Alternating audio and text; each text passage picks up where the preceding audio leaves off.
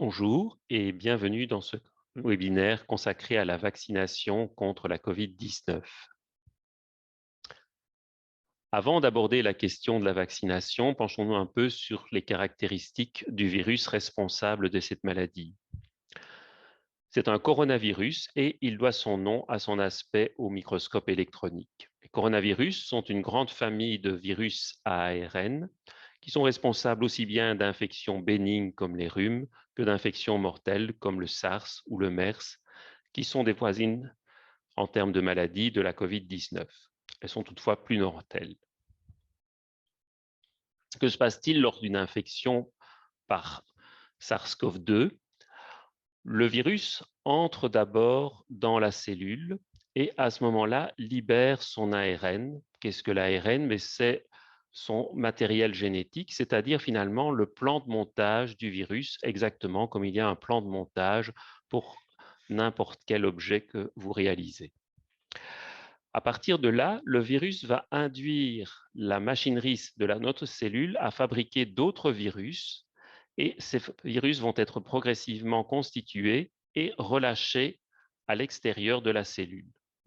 Ils iront alors infecter d'autres cellules et c'est ainsi que l'infection se transformera en une maladie symptomatique.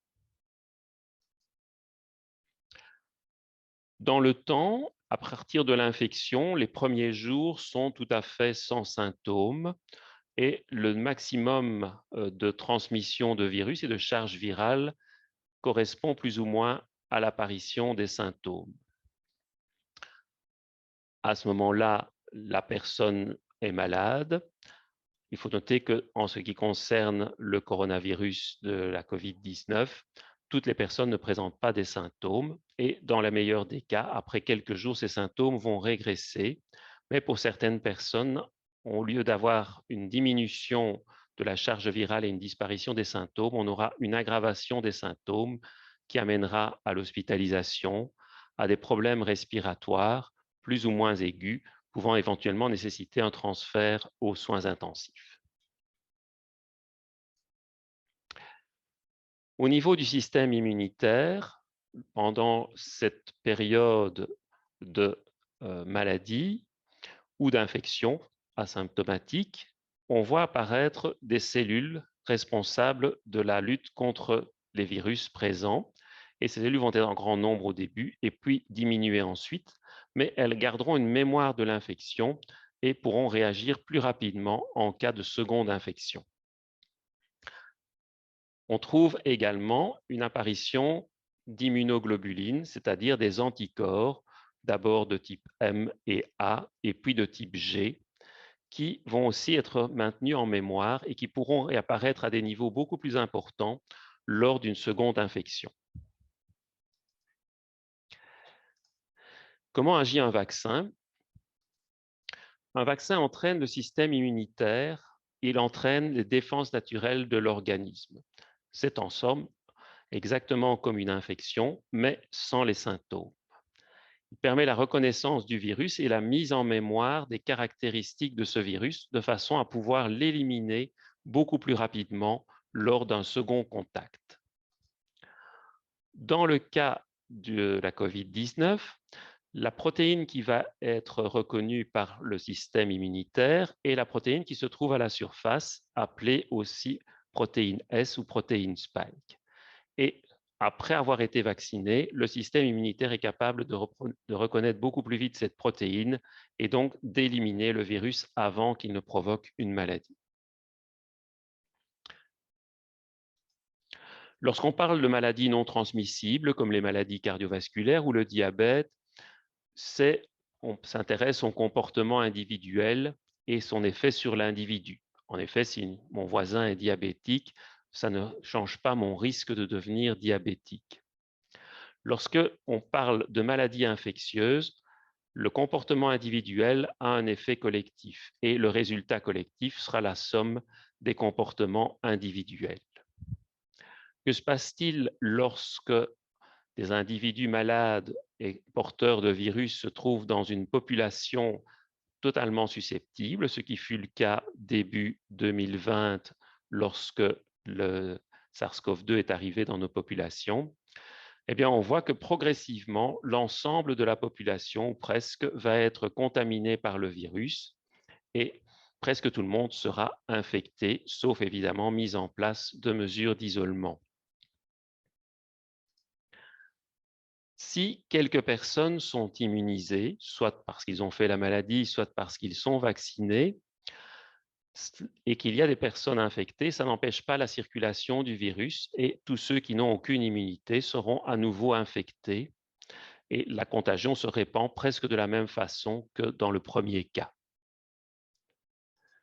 Si par contre on arrive à immuniser pratiquement par la vaccination l'ensemble de la population, on voit que les personnes qui sont contaminées et qui portent le virus sont entourées de personnes qui ne sont pas susceptibles et du coup qui ne seront pas infectées et ne transmettront pas la maladie. De la sorte, l'infection a tendance à se ralentir fortement, voire à s'arrêter. Alors, comment agissent les vaccins disponibles en Belgique? Il y a essentiellement deux types de vaccins. Un sont les vaccins ARN messagers. Et de quoi s'agit-il? Eh bien, là, on a pris l'ARN du virus, mais on n'a gardé qu'une partie. C'est comme si on avait photocopié seulement une page du plan de montage, celle qui code pour la fameuse protéine S qui se trouve à l'extérieur du virus. L'ARN est enfermé dans des gouttelettes lipidiques pour être protégé parce que l'ARN est une molécule très fragile. S'il est injecté tel quel lors de la vaccination, elle serait détruite immédiatement avant de pouvoir faire quoi que ce soit dans le corps. Grâce à ces vésicules lipidiques, l'ARN peut pénétrer dans les cellules, déclencher la production de cette fameuse protéine S qui va apparaître à la surface de la cellule, être reconnue par le système immunitaire et déclencher une réponse immunitaire et la mise en mémoire de la configuration de cette protéine S. L'autre type de vaccin disponible sont des vaccins à vecteurs viraux inactivés. De quoi s'agit-il? Eh bien, on a pris des adénovirus, soit humains, soit de chimpanzés, dans lequel on a introduit le code génétique de la protéine S, l'ARN de cette protéine S, et lorsque on injecte le vaccin, le virus permet l'entrée de cet ARN dans la cellule et la production de cette protéine S qui va être reconnue par le système immunitaire. Bien évidemment, ces virus sont totalement inactivés de façon à ne pas engendrer de réplication virale chez les individus vaccinés. Comment fait-on pour établir qu'un vaccin est efficace et sûr? Il y a d'abord évidemment un certain nombre de tests in vitro pour essayer de déterminer les candidats possibles. Puis, lorsqu'on a un candidat, on peut tester sur des cellules et voir si l'on obtient les réactions souhaitées. Puis, chez l'animal. Et si les résultats sont favorables, on passe aux essais chez l'être humain avec des essais de phase 1 où on teste chez un petit nombre de personnes et l'on voit les réactions. On voit aussi s'il n'y a pas d'effets secondaires graves qui empêcheraient d'utiliser le produit, puisque ce processus est le même qu'il s'agisse de vaccins ou de médicaments. Dans une phase 2, on teste sur un plus grand nombre de personnes et l'on voit si l'on obtient les résultats escomptés sans effet secondaire majeur. Et en phase 3, on teste sur plusieurs milliers de personnes pour déterminer l'efficacité et la sécurité du vaccin. Une fois que ces différents éléments ont été réalisés, les résultats de ces différentes phases sont soumis à l'Agence européenne du médicament qui rend son avis. Si l'avis est positif, il est transmis à la Commission européenne qui autorise la mise sur le marché dans l'Union européenne. Des éléments sont repris alors par chacune des agences du médicament des pays de l'Union européenne. À partir de là, la fabrication peut commencer. Alors habituellement, c'est vrai que les vaccins sont développés sur plusieurs années. Ici, on a mis environ un an, un peu moins d'un an, pour disposer de vaccins contre la COVID-19. Pourquoi? Mais parce qu'il y a eu une collaboration internationale qui s'est mise en place de façon à avoir rapidement le code génétique du virus. Les moyens financiers mis en œuvre à la fois par les fonds publics et par les fonds privés étaient colossaux, ce qui a permis de mobiliser de grandes équipes de recherche. On s'est basé aussi sur les recherches antérieures. Les vaccins à ARN messager sont certes nouveaux, en ce sens que c'est la première fois qu'ils sont utilisés à large échelle chez l'homme, mais ils existaient déjà en concept depuis 10 à 20 ans, qui avaient déjà été utilisés chez l'animal. Donc on ne partait pas de rien. Et en ce qui concerne le virus de la COVID-19, mais on avait des virus similaires pour lesquels on avait fait des recherches en termes de vaccination pour le SARS et le MERS. Et donc, on avait là aussi un certain nombre d'éléments sur lesquels on pouvait se baser pour développer le vaccin. Vu la situation, beaucoup de gens ont accepté de se porter volontaires pour les tests des vaccins, ce qui a permis de tester les vaccins sur plusieurs dizaines de milliers de personnes plutôt que quelques milliers comme on le fait d'habitude. Enfin, la forte circulation du virus et l'exposition de toutes les personnes volontaires au virus qui était fortement présent dans la population partout dans le monde a fait qu'on a vu beaucoup plus rapidement que quand un virus circule peu, les différences entre les personnes qui avaient reçu le vaccin réel et les personnes qui avaient reçu un produit inactif, le placebo. Enfin, au lieu d'attendre la fin de toutes les phases d'études pour soumettre le dossier aux agences de régulation des médicaments, après chaque phase, les dossiers ont été transmis aux agences des médicaments de façon à ce qu'elles puissent prendre connaissance du dossier au fur et à mesure et puissent rendre un avis beaucoup plus rapidement après les essais cliniques de phase 3.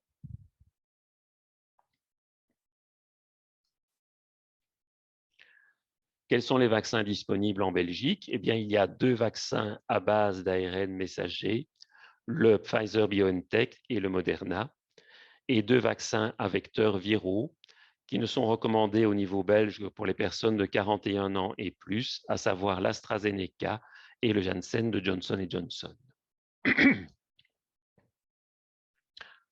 Comment mettons en évidence l'efficacité? On voit ici la courbe pour le vaccin Pfizer et on voit qu'en bas, la courbe rouge représente le nombre d'infections observées pour les personnes qui ont eu le vaccin efficace et en bleu, le nombre de personnes qui ont présenté la maladie pour ceux qui ont reçu un placebo.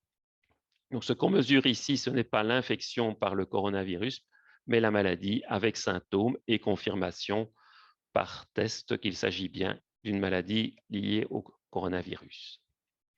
On voit ici qu'il y a une efficacité de 95% 7 jours après la deuxième dose. Pour le Moderna, on voit le résultat similaire avec la différence entre le placebo et le vaccin efficace et une efficacité similaire après 15 jours après la deuxième dose. Au niveau de l'AstraZeneca, les courbes sont similaires, mais avec une efficacité de 78% 2 semaines après la deuxième dose. Et le vaccin Johnson & Johnson, lui, n'exige qu'une seule dose et donne une efficacité de 66% 14 jours après la dose unique. On voit ici les courbes avec la différence entre le placebo et le vaccin efficace. Les 4 vaccins utilisés sont efficaces à plus de 90% pour prévenir l'hospitalisation. Les 2 vaccins ARN ont une efficacité de 95% après 2 doses contre l'apparition de maladies. Et donc, le risque individuel de développer la maladie est divisé par 20. L'AstraZeneca, l'efficacité de 78% après 2 doses. Le vaccin Janssen & Johnson, 66% après une dose. Et si toute la population est vaccinée, ce risque diminue encore parce que la transmission du virus devient plus difficile et la circulation diminue. En effet, les personnes vaccinées peuvent encore porter le virus, mais en général, leur charge virale est nettement moindre que les personnes non vaccinées. Je vous remercie pour votre attention et si vous avez des questions, vous pouvez toujours les adresser à l'Observatoire de la santé du Hainaut